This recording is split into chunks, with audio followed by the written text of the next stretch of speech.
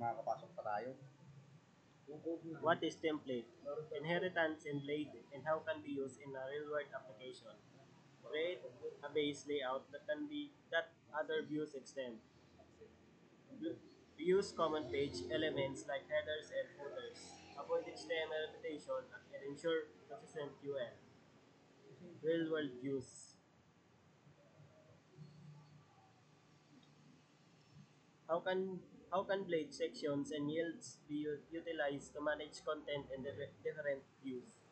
Section defines content blocks, yield specifies placeholders, dynamic content management, simplifies page specific insertion, enhance flexibility across the view.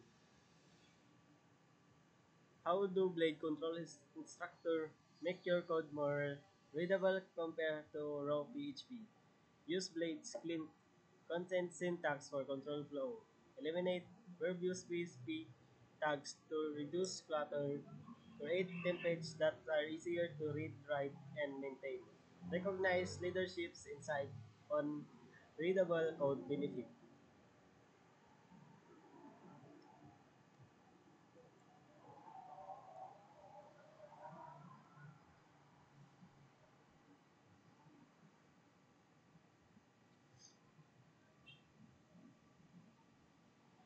What is the purpose of syntax in Blades and why it's important for security?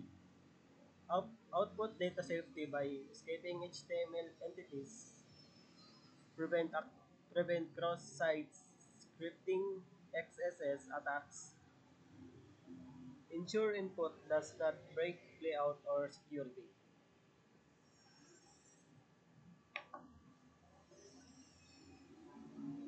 How can Blade components and slots be used to create reusable UI elements? Component defines reusable UI elements, promote modular and maintainable code. Slots allow dynamic content insertion. Explain reusable button component.